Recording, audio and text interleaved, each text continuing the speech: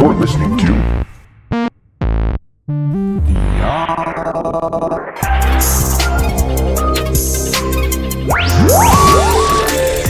Oddhatter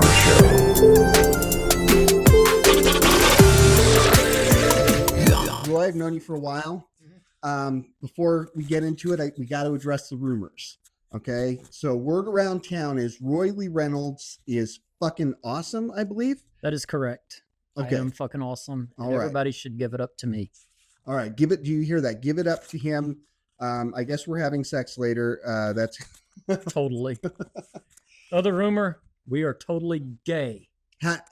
As the front row of a Cher concert, that's how gay we are. Cher's actually pretty. I don't know. Yeah, she could get it. She got me into MILFs, dude. I'm gonna be honest. I mean, you're not wrong. Like, I know I'm not wrong. she's got to be the best looking 100-year-old woman in existence. And you know, if she is a robot, it's okay. Yeah, I'm okay with that. I'm okay with sex. Yeah. I'm down with that. Roy, how you been, bud?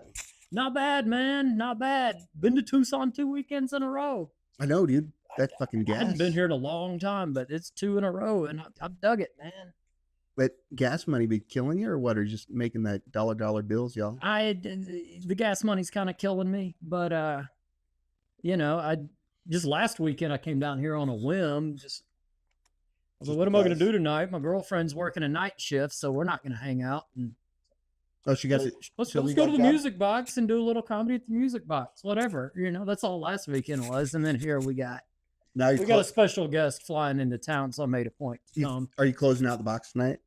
I guess. Okay. Yeah. I'm just whatever Dom needs. That's what I'll do. Is that Sylvia's working? She doing a gig, or she? She's gigging tonight in Phoenix somewhere, and then she's pulling a night shift with the day-night job.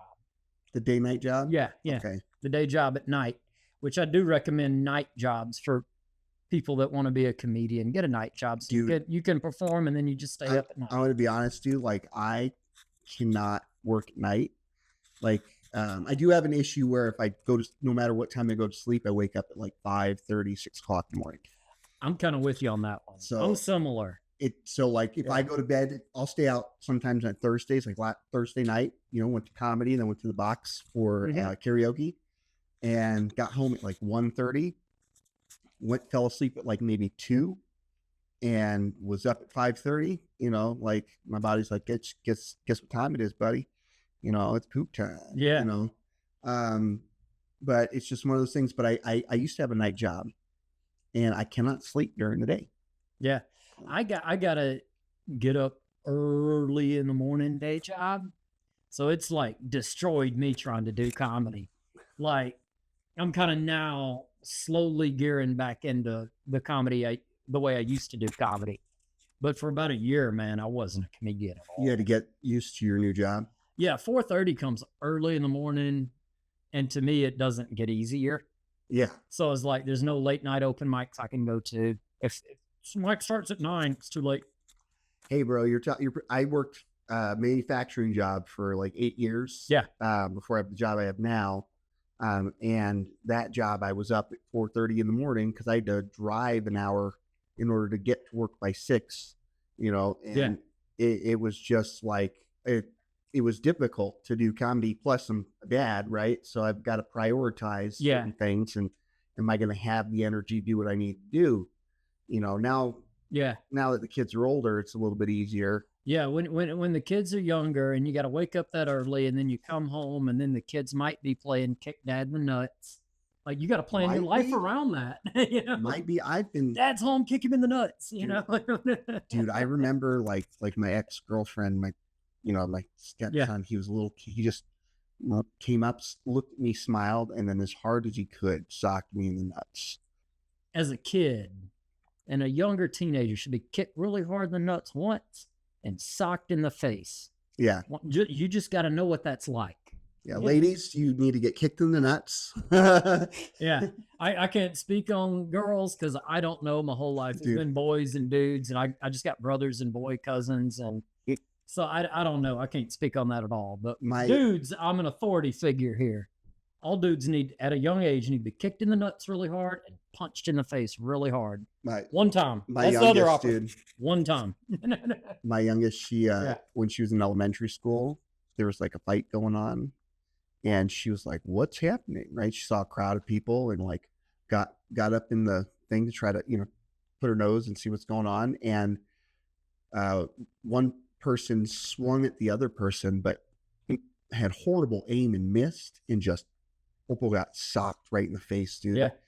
Like punched in the face, and it's just like, what in the world, and yeah, like I don't know, it's a rite of passage, I guess. It gives you perspective when you get punched in the face, I think. Yeah, it's important. And it's kind of like a broy thing, but like dudes that do martial arts tend to not bully because they know, they're like, there's always somebody that can outdo me. I know what it's like. I've done it to people and they've done it to me. So I can just be cool. You're getting the I wind can knocked out just of be you. cool. And there's always somebody that can kick your butt. Yeah. Martial arts. Somebody's always better than you. Oh yeah. If your name's not Bruce Lee, somebody's better than you. Sometimes you get drunk enough, you kick your own ass. Yeah, that happens too. That's a different rite of passage. I might be doing that tonight. Well, hey, I might be too. It's Saturday, right? I'm not supposed to drink too much, but it's it's whatever. I've been doing a lot of comedy since like last year, or I started since my ex and I split and stuff. A little bit more freedom, but also I work from home, so waking up at 5:30 ain't so bad when you just have to kind of roll and do some nerd stuff. Just wake up, scratch, hit the coffee pot, and do your thing. Coffee. Wake up, take the ADHD medication. Wait for the stomach ache to pass, and then wait 4 hours until I feel good enough to drink a Red Bull. So all right, let's this is hidden hobbies is kind of the section. I'll probably end up having a few episodes out of this, but I'm starting off with hidden hobbies.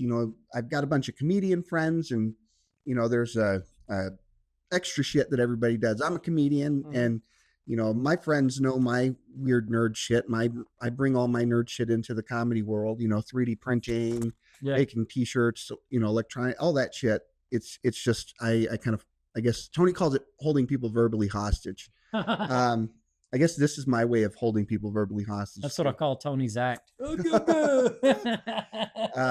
up, Tony? Tony's good. Tony's not going to watch this, dude. Like even when I air it, he's going to be like, "Yeah, I'll watch it," and then we'll never fucking watch it. Fuck Tony. Here's another rumor: Tony's gay. Did you hear? So no, he's blind unless he sees a hot dude, then he can see. Dude, my kids randomly roast Tony like out of nothing, right? Yeah. So, Pearl at some point convinced herself that Tony's like Daredevil, right? Yeah. But she goes, Tony's like Daredevil, except when he gets drunk, he's like, when he's drunk, Tony's Daredevil, except he sucks at karate. And Tony's or Opal said when Tony's drunk, he's better at driving. Which I don't know if that's been tested, so it may or may not be true. I have seen Tony operate a car. I don't know. I've also seen Tony operate. How long? Wait, how long ago was this? Because what's the statute of limitation? We're statute of limitation. I've also seen the dude operate a trike, on the motorcycles, like a drifting trike. I've seen him. I've seen the motorcycle video, bro. I've seen him sober. Operate a trike in front of a Tucson establishment. I'm trying to protect his innocence here. So you and Tony up and down the streets, and me, Eddie Whitehead, and Joey G witnessed this. And the guy who owned the trike never knew Tony was blind. We never, still to this day, never told that guy. And I was quite proud of Eddie and Joey G. And I seldom say nice things about Joey G. But I'm going to say this one. He was fucking cool and gangster that night. And we all kept our goddamn mouths shut the whole night. I can tell you, I probably, just knowing myself, probably wouldn't have been as cool and gangster. I was like, I probably like, Tony, that's not safe. Omerta was in full force. I went, Tony's really going to do this? Let's see how far this plays out. And the three of us kind of looked at each other and just knew. When you said night and you're like sober, I'm like, it must have been at like 11 o'clock in the morning. It was past midnight. You mean he stopped drinking? At a Tucson hotspot that's still an active Tucson comedy hotspot. in a not good part of town. So I'll let the comedians that watch this figure out where it was. Yeah, I think I might know what you're talking about. Yeah. So it sounds there's definitely a crowd at that spot that would, even if he was blind, he was blind. There was no crowd at this moment. This is in the, I don't want to call it the dark days, in the wild days of this. This is when oh shit, I said the name. Yeah, I'll bleep it out. This is when it was inside, right? Yeah, it was inside, and in the truly wild era. It might be wild there now. I don't know. I haven't done it in several years, but it Troy, everybody, guy with the saxophone. Yeah. So, all right, special interests. Roy, you've probably got a shit ton, but I know your special interests. But how many others know your fucking awesome special interest? Which is, if I'm correct, it's not just music, but like vinyls. Yes. Right? Yes. I'm a record nerd, and I was into records before it got trendy. Just to brag myself, but Don Rocker shit.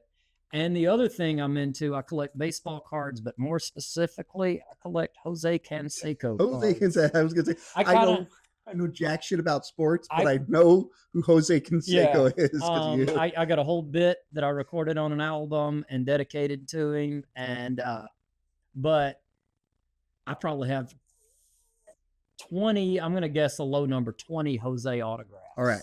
Yeah. So when did you first get bit by the Jose Conseco bug? I was a baseball fan when I was a kid. That was my favorite sport. And in 1988, 89, 90, in that era, nobody was cooler than Jose Conseco. And then I went to the movies and I watched this blockbuster called Teenage Mutant Ninja Turtles. Fucking right. And he got name checked. Oh, by Casey? By Raphael. Oh, Raphael, okay. Raphael to Casey Jones. Casey Jones pulled out a bat and he goes, a Jose Conseco bat. And my brother and I looked at each other and went, he's our favorite baseball player from now on. And since then, my brothers, Steven and I, Jose is still our favorite baseball player. Is he still alive? Yeah, Jose is still alive. He lives in New Jersey. He's got a podcast called Off My Chest. His address is... Yeah, he used to own a car wash / mechanic shop / gas station with the cheapest gas in Vegas. It really did have the best Subway sandwiches. Yeah, I never ate the Subway sandwiches, but you could get an awesome case of Coors Light there. And the big guy would sign autographs about once a week, and I've been there and met the dude doing his autograph signings a few times, and he was absolutely cool, man. That's awesome. And the first time I met him, I had 2 baseballs and a handful of cards. My brother Steven mailed me some cards, and so I got us both some autographs. And I was like, you used to live in New Jersey? No, I got family in New Jersey. Oh. My brother lives in Arkansas. And my brother Steven, and then this was in Vegas. I'm like, that's not a Jersey accent. Yeah. Yeah, I have some family used to be from Jersey. But yeah, this all happened in Vegas. And my brother mailed me some cards, and then I got a ball made up to him, one to me, and I was like, man, if you could have told a 10-year-old us that was ever gonna happen, we would have flipped our shit, man. That's cool. But he was cool. He told a bunch of cool stories and talked to me, and our friend Dom, Tony, and Andrew were there at the same time. Tony and Dom must have been excited. Yeah. Me and Dom were dorks, and Tony and Andrew could have cared less. Yeah. No, they wanted to get a case of beer. No, I totally get it. If I walked into an electronic supply store, right, with my friends, and I do it with my kids, who are like, this is dumb.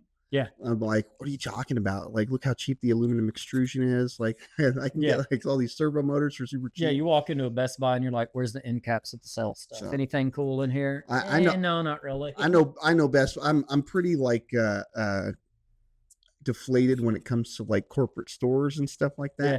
I used to work sales jobs and stuff. So Best Buy is just the whole, I know everything's super expensive at Best Buy.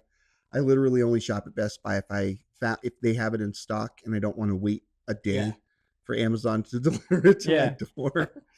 If something's really cheap in one of the end caps, Yeah. That's me in a Home Depot. I go in Home Depot, I go straight to the end caps. What they got cheap? I love walking around. So I for fun walk around Home Depot and in Ace Hardware, not to I need something. One down the road. Yeah, bro. That's the greatest Ace in the world. They have chickens. Yeah. It ba- Dude, I'd never been in that. Like, I'm a city boy, right? Yeah. I walked into the Ace because they had, they're like, chicks, come check out the chicks. I'm like, oh, Holla. but we those walk kind of in, it's like day one, and all of them are like, chirpity, chirpity, chirp, right? And they've got a fucking aisle, baby chicks on both ends, right? And it was like the most soothing fucking sound I've ever heard in my life. Like, it was a high pitched sound, but instead of like penetrating my ear, it just stopped at like, it felt like a cloud of like softness. I could hear how fluffy they were. And I was like, what in the world? Plus all the rest of the cool shit. But like, I walk around Ace looking for like, ooh, I could use that for this. I could do that. Like inspiration, bro. They have good candy. They do. They have the old school candy and like bro. awesome sodas, and they got like the Australian like poundage, awesome hot sauces and like all that kind of stuff. Yeah, that's the coolest Ace down the road. So I go get a snack and a drink from Ace before I go to the music box. Yeah. So because it's just like they've got some good stuff at the music box, but they don't have, Australian licorice. I can't get constipated eating candy at the music box. Yeah. All right. I got a good hobby story and a shout out to anybody watching. If anybody wants to be a Conseco dork, get on Facebook and go to the Jose Conseco True Fan Club ran by Mr. John Carlson. Link up here. Yep. Shout out to Mr. John Carlson. This dude does about twice a year. He does some raffles. You can like $5 or $10, whatever, get a ticket. And 2 times I bought $30 worth of tickets, three drawings. No, I've won 3 times. First time I won an autographed card. Hey, sweet, cool. Second time he does the drawing, I won a game used bat. Oh, that's signed. Cool. I got a Jose Conseco bat. Shout out to John Carlson. Thank you, man. That's awesome, dude. And another time I won a home run derby ball, Major League Baseball home run derby, had the stamp on it, and then he signed it. Everybody. So what you're hearing right now is we need to rob Roy. Yeah. If you know how to use eBay, find your way to my house. But yeah, if you're interested in stuff like that, like there's Facebook groups to any, whatever your level of nerddom is. Yeah. There's awesome Facebook groups that trade this stuff into the Jose Conseco nerd, and even just like baseball card nerds and stuff, because everybody likes a Jose. He hit a home run off the top of his head, bounced off top of his head. He nailed Madonna. Name checked by a Ninja Turtle. Everybody knows his famous I didn't know that he nailed Madonna. Yes. I thought I know that Weird Al fake nailed Madonna in that movie, but yeah. Yeah. Yeah. He went to catch a fly ball and the ball bounced off the top of his head and went over the fence into a home run. And like, it's the greatest baseball blooper ever. That's awesome. And Jose did it. So like all baseball guys know Jose and like him to some degree, or they hate him to some degree.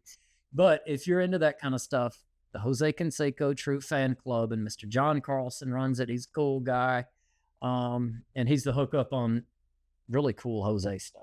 Rock on, dude. Yeah.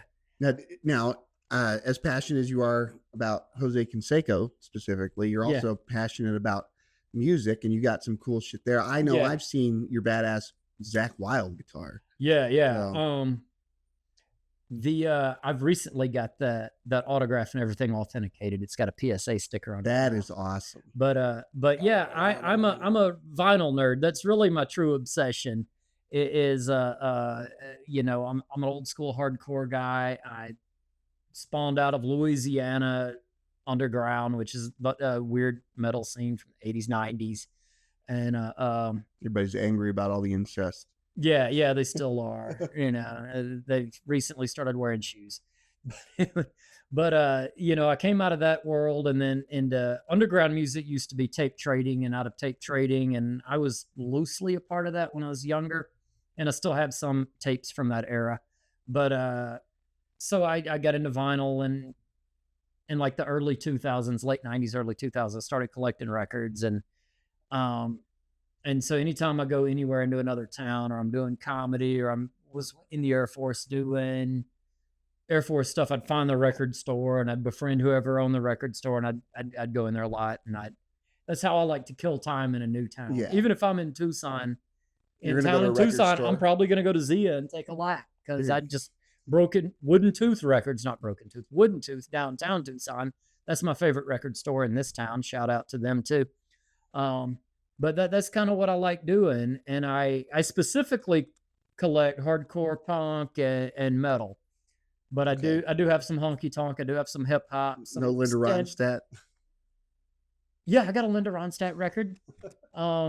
Everybody in Arizona apparently has a Linda Ronstadt. Yeah. I felt obligated to add her to my collection, just living in Tucson long as I did. I needed one of her records. Yeah. I went to Goodwill once, and it was just like 16 of the same Linda Ronstadt record. And you're like, it's $1.50. I gotta have one. You know, it's like whatever. Not me, but like yeah. I know I'm never going to use it. Yeah. Quite often I'll buy 2 records. Same one I'm going to listen to, and one gets stashed. One gets put in special bags, and I got a special way I package them, and I pull the vinyl out of the case and I stick it in a separate sleeve and stick it behind in the plastic and seal it off. And oh, you're OCD about that. Yeah. And then the one I listen to, I'll just store whatever. I go to the DJ mode and not the collector mode, and go, if this one gets scratched up, whatever, I got a second. I don't know if don't have the attention span to collect stuff. Like, I collect stuff, but nothing, I guess, that's like worth anything in those regards. Yeah. I think the last sort of thing I collect, I used to do Pokemon and Magic cards, but I'd play them. Yeah. You know, and I had Pogs back in the day. I remember those. Yeah. And I realized one day, I'm like, I'm paying for cardboard with pictures on it. Yeah. You know, this is kind of weird. Yeah. But then again, I'm paying for circuitry with, you know, scratches in it, you know, or magnetic, you know, when I buy a video game and stuff like that. But you use that. Yeah. So that's the thing. If you went into my office, I've got like drawers full of tiny little components, like circuitry. And it's like, why do you have that? You know, nobody, if you went in there, I don't know, you might actually know, because I know your background's a little bit, but, you know, most people would go through my drawers and be like, oh, this looks like trash. Yeah. And I'm like, no, it's not trash. Like, all that stuff is useful. Yeah. You know, but it's one of those things I'm excited about it, and I know what to do with it. Yeah. That's my area of expertise. Whereas you know, some people collect coins, and, you know, some people collect toys. To my neighbor, holy shit, I don't know if he collects them to like, I know I've seen some of them are in the package, but dude collects like Spider-Man stuff. Yeah. He's got downstairs, I'll have to interview him at some point, but he's got like a life-size Spider-Man statue from like the Tobey Maguire Spider-Man movie. Yeah. That was like in one of the theaters, you know, like promo stuff. Yeah. I saw him walking in just carrying a 6-foot tall Spider-Man, you know, and like struggling with some shit. I'm like, whoa, bro, that's cool as fuck. Yeah. Yeah. Some people like really want to check it out. And then like kind of back to Jose, like within that little Facebook group, people are always just like, hey, I found this at the local card shop, or I just pulled this out of a pack or whatever. And everybody's, yeah, cool, man. You know, and it's just kind of a little community of dorks. Imagine just, you know, those, like, somebody keeps their Jose Conseco cards in like the most environmentally safe box. Yeah. Right. And it just like never degrades. Right. And it's just like thousands of years pass, and there's just our civilization's forgotten. And then one day somebody finds a shrine to fucking Jose Conseco. And all of a sudden they're like, man, they base our entire civilization. I guess he becomes like this deity, and everybody bows down to him. They're like, what is he famous for? He could hit a baseball a really long way. They're just all the little quotes on the back of the cards are now in scriptures and stone tablets and shit, you know. Jose going, steroids don't make you a good baseball player. And they're like, we don't know what this means. And Jose Conseco says, yeah. From card 133 from 1986. Jose Conseco says the 1999 or 91 Upper Deck. I might be getting the card wrong. I have Said no Jose Conseco, but it was really his twin brother Ozzy in the picture. from the holographic foil wrapped card. Yeah. We sing the ancient hymn on batting average. Yeah. 468 home runs. I think that number's right. I may be wrong. Thou shalt not I roll smoke weed. the- I get stats wrong. I'm not a real sports fan. I'm just like this one little thing I'm into. I know nothing about sports, and I Yeah. just make. I know enough to make some certain stuff up, and care. I don't care enough to, or care little enough to get it wrong and not let it bother me. That's kind of where I'm at with sports. Like I like going to baseball games. I don't give a shit who wins. I really don't care. Dom and I just like to go and get drunk and eat hot dogs at the ballpark. That's fun. Dom and there's a couple of other comments like Dom and Cody and Justin Pinzone. They were all, I was sitting talking about something with Cody and they were having a conversation. And then they started talking about sports, right? And all of them got super excited. And, Yeah. Dom loves sports. They've got their, the sports experience podcast. With Shout out to the Sports Experience Dom podcast. Tola and Chris Quinn. Buy your Sports Experience podcast merch through this guy right here. So if you need merch, oddhatter.com, because nobody else knows what's going on either. But yeah, like I realized after a certain moment, I just checked out. Like my brain went, okay, I'm going to just do something else here. Because I had zero contacts. My social part of my brain wanted to participate. Yeah. But I was like, I've got nothing, and me trying to participate here is just going to ruin the flow of the conversation. I've done that enough times. I've done the whole autistic interruption thing so many times. I'm like, well, I don't, and I know the people I'm around well enough now that I'm just like, they don't give a fuck if I participate or not. These motherfuckers know I know this much about sports, and I'm autistic as shit. So I'm just gonna, if I check out of the conversation and start writing my notes like they're not there, they're okay with that. Or at least I assume so. Yeah. This is what I do when people start talking about shit I don't care about. And I'm at work or I'm in some weird social place I don't want to be, like work. And they start doing that. I just like wait for a setup. And then I hit a punchline and I leave. I do that sometimes. sometimes. I just wait on it. So I'm just waiting. Depends on the situation. So and then I leave. I walk off. Cool guys don't look at explosions? No. How do you feel like your special interest, your hidden hobby, your vinyl collecting, music, Jose Conseco, your enjoyment of him, how do you think that's influenced your comedy? Oh, it was like, maybe not the Jose collecting, that kind of came like later, but the vinyl and the music, definitely.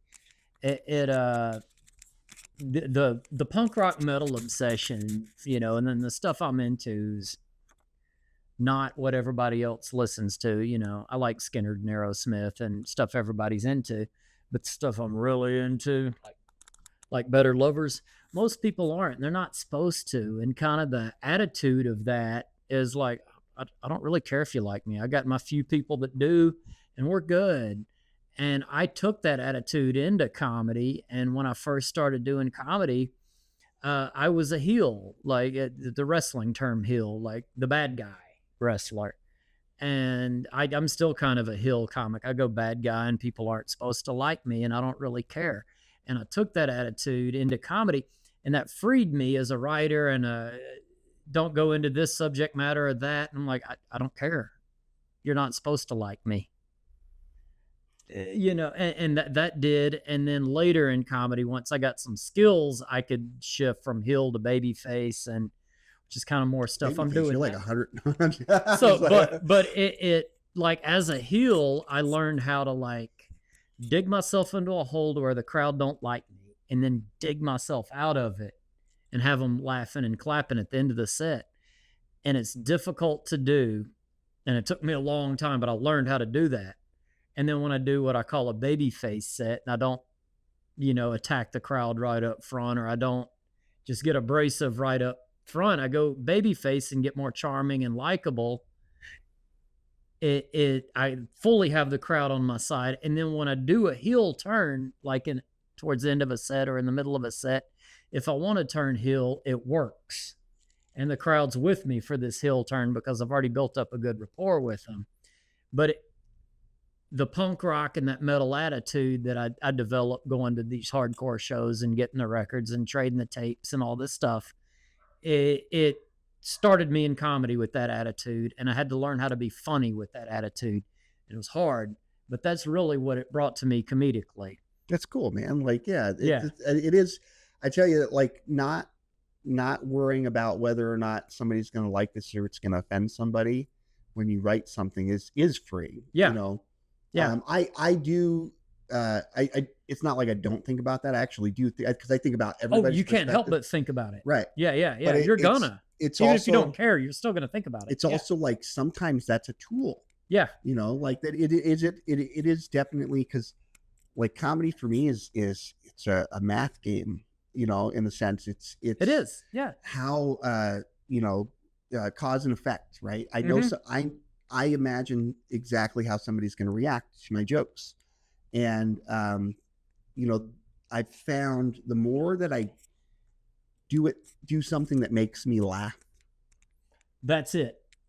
In comedy, you have to do stuff that makes you laugh. Right. Instead of doing what I think will make others laugh, I'm just doing the stuff that makes me laugh out loud. Especially in the developmental, learn how to write jokes, learn how to hold a microphone. Well, learn voice. How to get the fucking balls or the fucking, whatever, to look that crowd in the eyes and run your material. Learn how to go, I don't know if this weird idea is going to work or not. I'm doing it anyway. Right. Like, as you're learning that, the material should be stuff that makes you laugh, because then you're excited to talk about it. Right. And sometimes too, you don't know what could come out of that.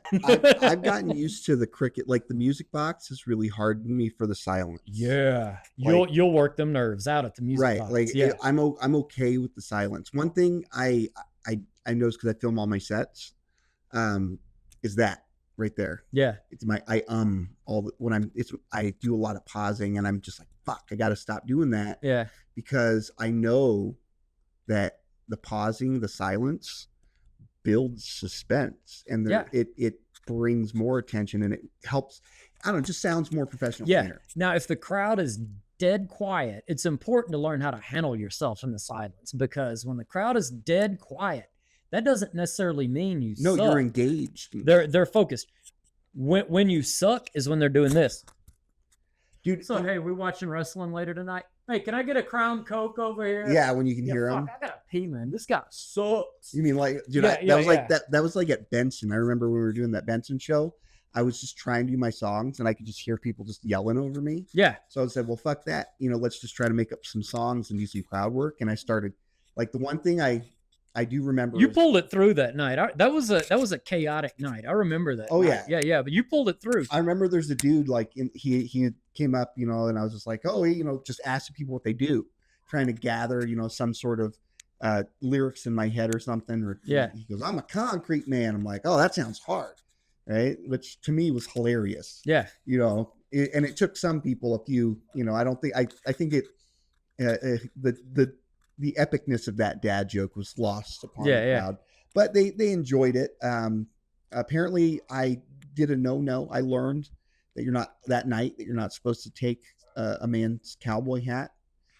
Because there was some big, burly Yeah. It's like, your lady wears your hat, but nothing. So here's the thing. The guy had a big cowboy hat. He wanted a picture with me. Right. So I took the cowboy hat and I put it on my head for the picture, because I thought it'd be silly. Right. Yeah. And, I gave his hat back, shook my hand, right? And I went about my business. Tony, later, he's like, you almost got your ass kicked, right? I'm like, what? He goes, yeah, that guy was going to kick your ass. I'm like, well, he didn't say anything. It's like, that's because I said something to him and let him know that you didn't mean anything by it. You just completely unaware. Yeah. This is before the autism. I'm sure he don't know the code. I'm sure Tony, like, if anything like that. Tony was also fucking with you. Yeah, there was a degree of fucking with you too. Tony's always fucking with me. But yeah, that is a code. Like, you know. No, he was serious the about dude, this. yeah. That He that was is serious. the thing. He apparently said something to Yeah. this person, and because Tony now he'll just tell people I'm autistic. Yeah. Like if he thinks I'm bothering somebody, or he hears me say something weird, he'll go up to the person.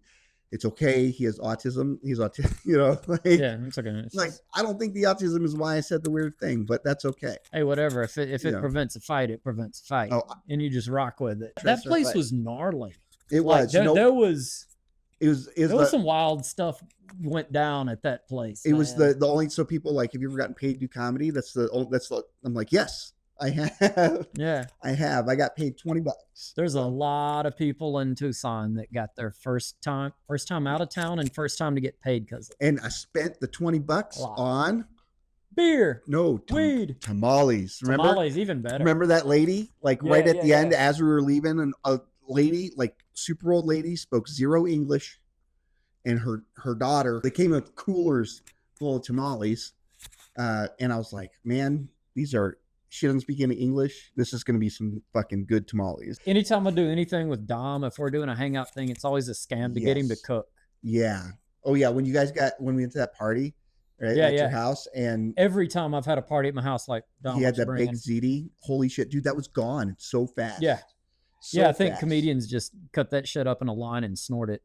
Dude, no. I walked outside and 3 comedians were taking that tomato sauce and trying to inject it intravenously. Side note, by the way, because that party, right? That was kind of like me getting back out into public. Yeah. After my mental breakdown. Yeah. And I really appreciate like the invite first of all, but the level of like accommodation given. Like you're like, hey, there's this back room where nobody's gonna be. If you need to just go disappear back there, you can just go disappear back there and play guitar and chill out. And I was like, you know what? That made all the difference in the world. Yeah. Knowing that I was like, I'm in a different spot, but I got a safe space, bro. That seems comfortable, dark, and like cool. And like that helped a lot. I remember you and my girlfriend befriended, and I was like, good. Yeah, because she's autistic. Yeah. I was like, great. So good. Because I was also kind of nervous about her because when I started doing those parties in COVID, she didn't go to them. We weren't seeing each other in early COVID, and so she didn't go to those. That was the only like blowout that she went to, and so I was like, good. They're both going to be cool tonight. So making friends. Yeah. We're good. You're just getting back into the comedy scene, right? Yeah, I kind of. Yeah. I just totally turned my life upside down when I moved to Phoenix, and I had to like learn how to be a person again. If there's a better way of saying that, and just like I'm back like with a real job, an intense job, and I hadn't had one since I was in the Air Force, and